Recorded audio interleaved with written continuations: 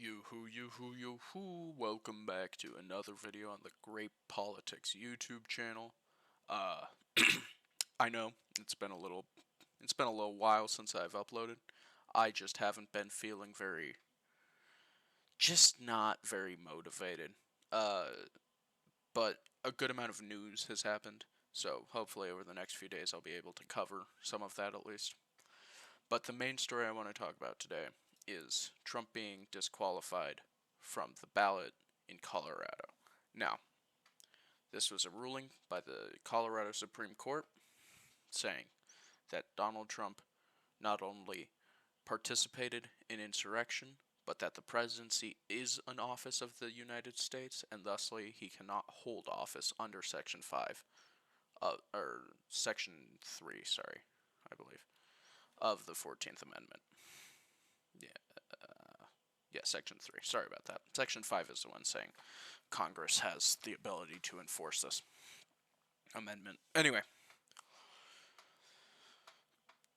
this is pretty bombshell. Now, a lower court had previously said, yes, Donald Trump did participate in the insurrection, but the presidency is not an office of the United States, which is kind of sidestepping the issue. It's sort of taking both sides. It's saying, yeah, he's a traitor to the United States, but the presidency is a tough thing. It's not taking sides. It's trying to appease everybody, which is fine. I don't know. I don't really care. But there's a few notions I'd like to dispel. There's a few notions I'd like to uphold. But let's just crack into it.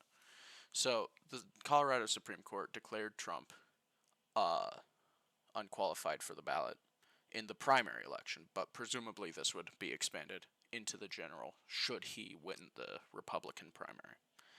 Now, Republicans have all said, election interference, this is a witch hunt.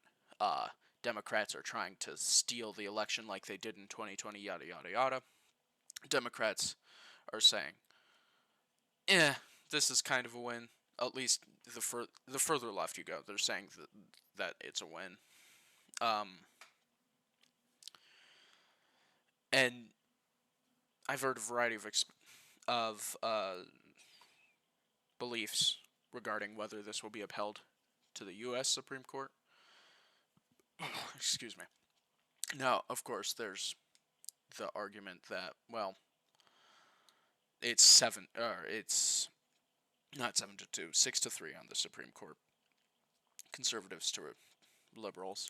So the odds that this is going to be upheld are nigh zero. But then there's also the argument that this is based on the Constitution. There is precedent for this, and the ruling of the lower courts are just, and therefore the Supreme Court might uphold it. The people saying that it will uphold it are saying narrowly, 5-4, pretty much. The people saying that this will be discarded as bad law are saying, oh, everybody's going to vote against it, 9-0,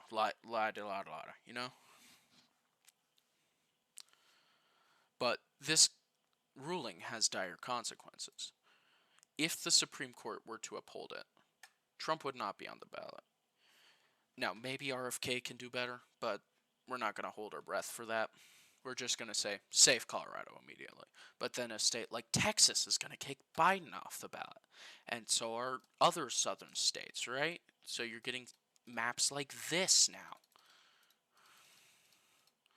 with just all sorts of states, and they're all just safe. There is no competition in these states, right? Now, that's obviously a major fucking problem.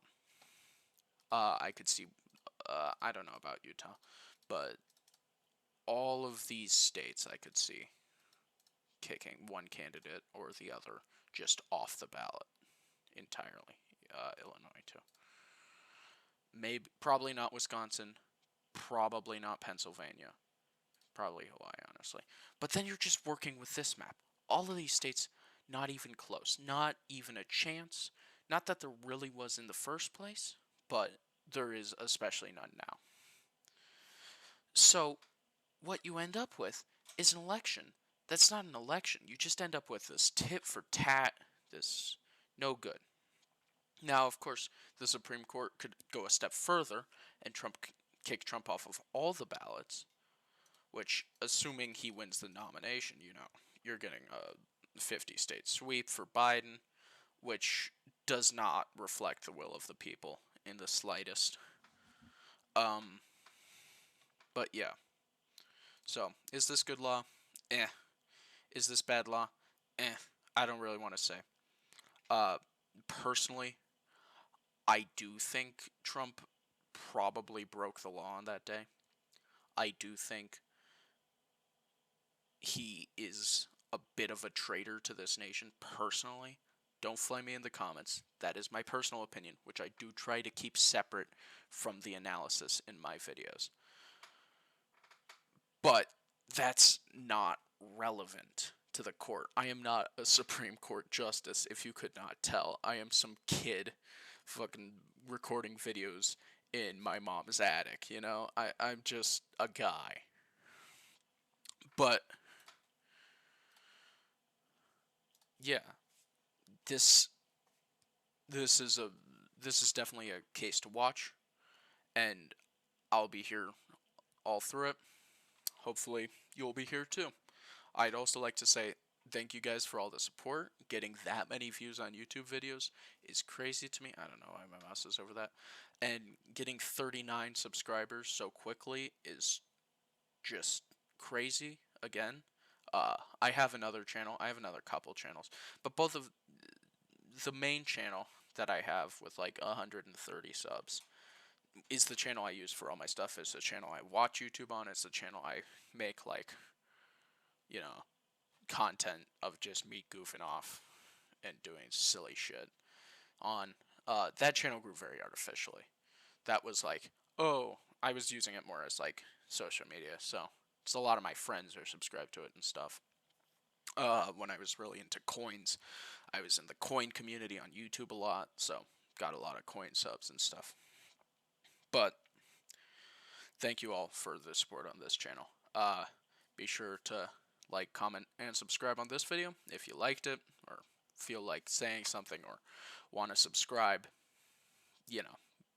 Do that. Do what you want. If you don't want to do that, what can I say? Don't do it. But yeah, thank you all, and I'll see you in the next one. Merry Christmas.